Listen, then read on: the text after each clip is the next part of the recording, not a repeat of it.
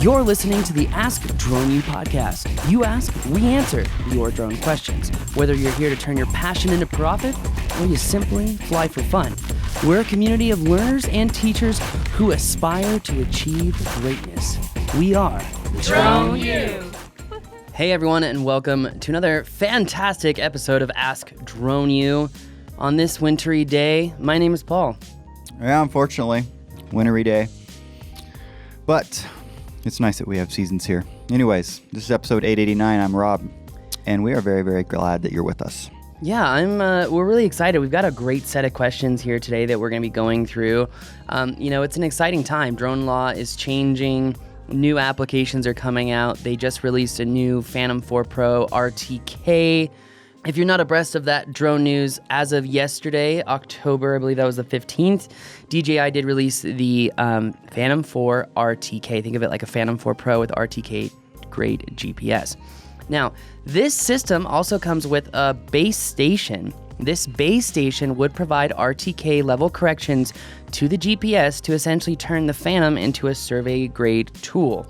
Now, rumors are swirling that essentially this system will sell for about $7,500 for the system itself.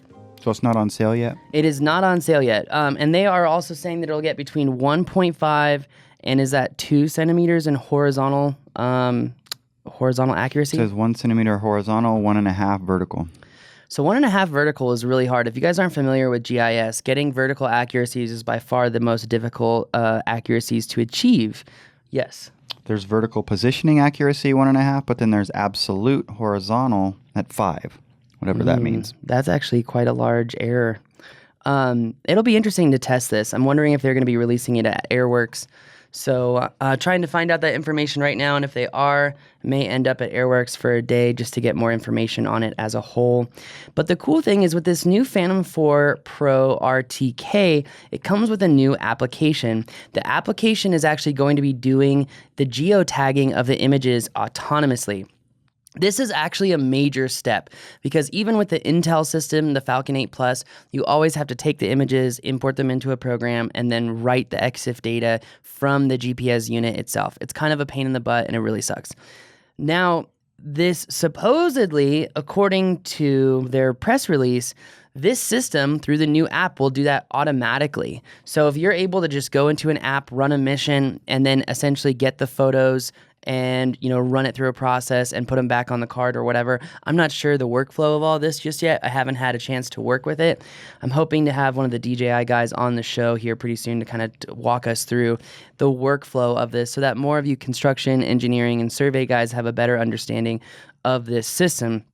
For all my GIS friends out there, this is a dual band RTK system, and they also have showcased which GPS units or GPS systems that this will work with. Now, I know one of the big questions in the surveying construction groups has been, well, okay, so it's RTK, is it dual band? How is it making corrections to all this information over a network or what? Right now, they're saying that the corrections, so if you're not familiar with GPS, whenever you have a GPS rover and a base station, essentially what happens is the base station makes corrections to the rover, but overall corrections are made to both over the internet when the unit is connected to an internet that is downloading a regional, I believe it's called an ellipsoid map, to help correct for the error. Now, when we did the San Diego class, I actually have to discuss this in the Drone U community. I was not connected to the network when I threw the GPS points for the first mapping mission that day, but I connected later to the network, and that's why I was able to get that 0.0008 RMS error.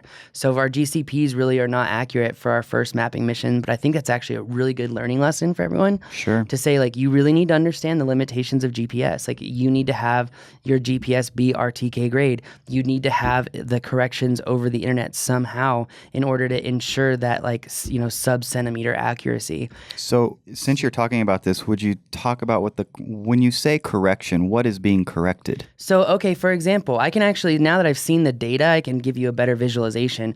And before I go into that, though, I do want to say really quick that the Phantom 4 Pro RTK and base station is supposed to connect to the N-Trip network for corrections. Now, Where are you going to be able to connect to the network? That's still debatable because if you're familiar with Leica or Trimble systems, you know that the network is not always available everywhere.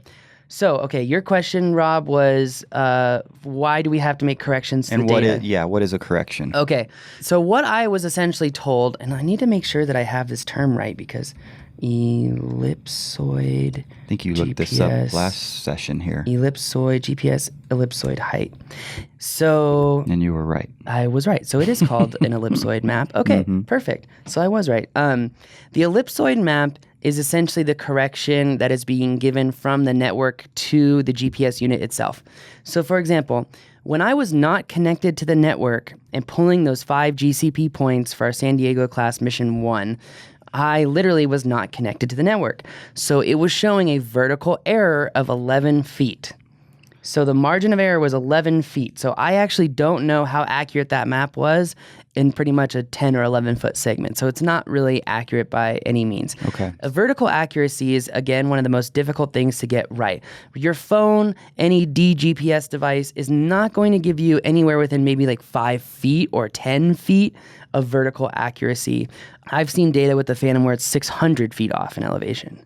So that can be, caused by attenuation, by declination. Like there's a lot of different things that can cause that. Now, the GPS base station gets its correction from an ellipsoid map over the internet from one of these networks. Different companies have different networks. So for example, Trimble, they have their own network. Leica, I believe the Trimble network is called Pathfinder. And what you do is you typically take your data, plug it into Pathfinder, it gives you corrections, and voila. With Leica, it just does it all right there. You just connect to the network and it gives you your output data in a text file. If you're ever uploading GCPs, which we do go over in our mapping class, and we have a mapping class coming up here in Austin, where do we go if we want to find out more about the mapping class in Austin, Rob? The best place is we'll put the link in the show notes. I think that's going to be the best way to do this. Okay, cool. If you're not familiar though with the new site, if you just scroll down past the main header image, you'll see like a circle of little icons. If you click events and then click learn more, it'll take you to our events page and you can see all the upcoming mapping trainings. But in the mapping training, we actually go over how to change the Leica data to have the correct northing easting data to be implemented into Pix4D properly. There's a whole backstory behind that. I'm not going into it. I actually learned that from OnGood.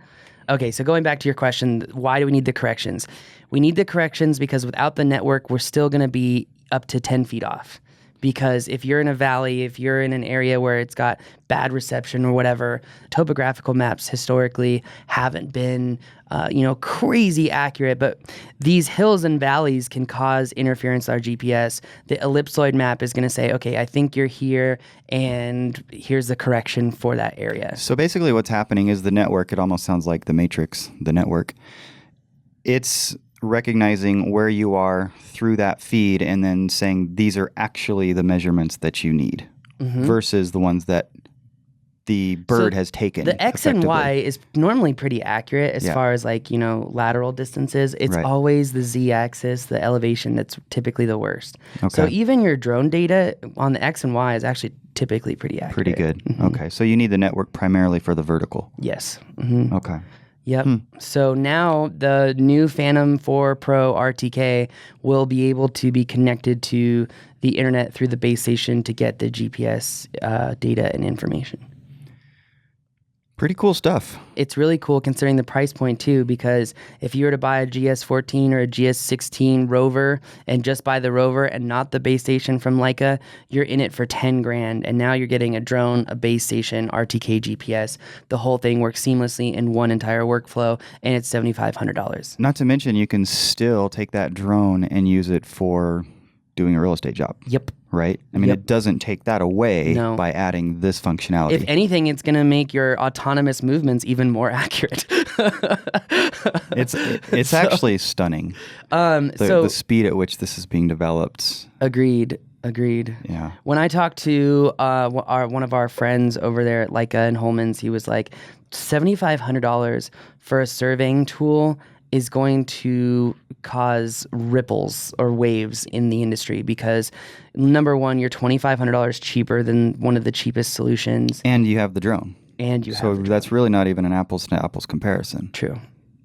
That is crazy. Yeah, it is. So they're in trouble.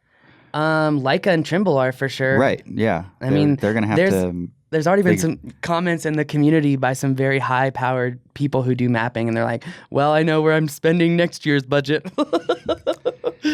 Yeah, and I kind of wonder what the surveying community is going to say about this, because as with any industry, I'm not picking on the surveying industry, when you have something new come into your industry like this, you don't necessarily embrace it right away. There's some cynicism, right, that goes with the reaction to news like this.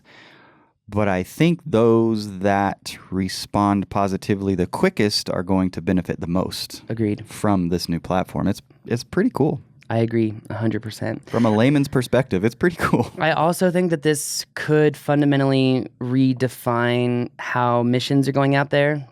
Like, for example, I know that drone jobbing companies have had a lot of interest from people wanting survey grade mapping done, and they just can't offer it. It's just not, right. He called it like sub 2 centimeter mapping. He's like, we're just not there yet.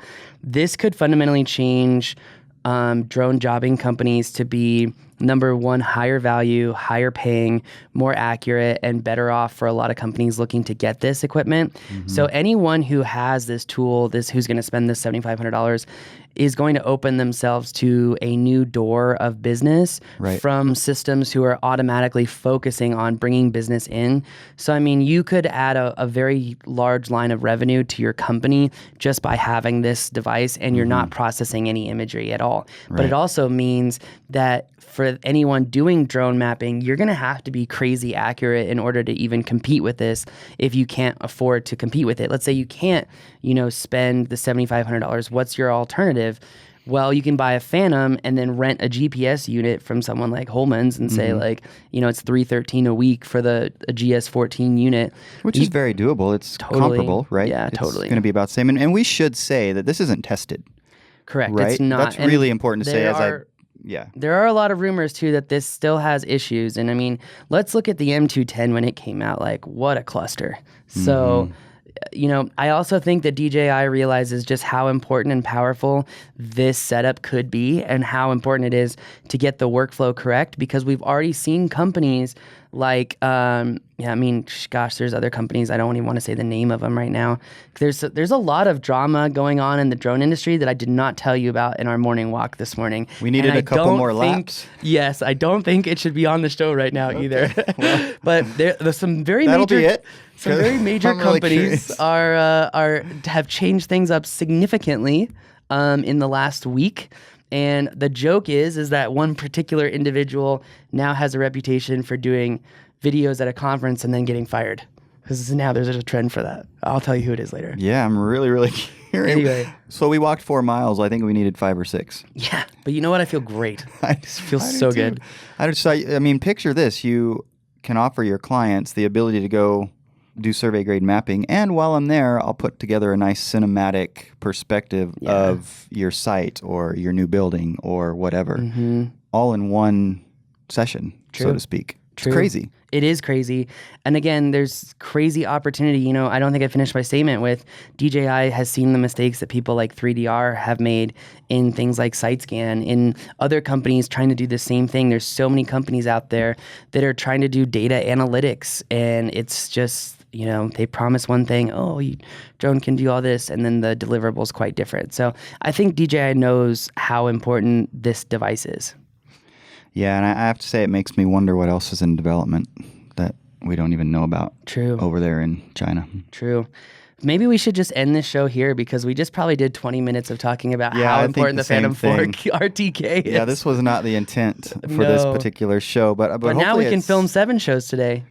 Instead absolutely, of 6. Absolutely. Yeah, no, it's very exciting. But I am looking forward to you and others actually testing this and seeing how it does. Yeah. Oh, by the way, one last thing, since we're talking about news, we've talked about Skywatch before, and we've had them on the show, and we are doing deep dives, deep analytical information on understanding the algorithms to understand what a safe pilot is and what isn't a safe pilot. I'm going to be doing some of that today. I'm actually really excited about it. And I just have to say, again, very excited about Skywatch. We'll put our link here in the description of the show. If you haven't checked out Skywatch, what I liked about it is that when we were at the San Diego mapping class, we were showcasing to people how to do terrain awareness for mapping. So if you're trying to map an area with large elevation changes, how do you map it? Terrain awareness. There's only one application that does it, Maps Made Easy. So when we were in Maps Made Easy, at the very end of the mapping mission, it was like, are you insured? Do you want to be, and click here to get insured. And it seriously just takes you to Skywatch, boom, boom, boom, done. And then you're in a mapping mission. So they've integrated Skywatch into a lot of apps that I'm already using. And I have to say that like so far, I'm really, really happy with it. And I'm really excited that we're getting to really go through the data with them, and I'm really excited to really better understand it. So yeah, no, they're doing some great things, and I mean they're taking an idea that was previously there, and they're just doing it better. It sounds like. Yeah, it seems. I mean, there was Verifly, then there's drone insurance, right? And for a while, I was kind of bummed that we weren't working with one of the two. And things then, happen for a reason. Amen. Or and don't then happen Brandon for a reason. Shows up, and it's like. Yeah, I'll work with you. Yeah. There's just something to say about people who are real, but also, are willing to help. Well, he's real, and I will say that, no, Brandon has been great, and I know you've talked to him quite a bit lately, but he was persistent as well. And he was. I think I like the way he works. I do too. I like the way he works. So anyways, we're excited about working with Skywatch for sure.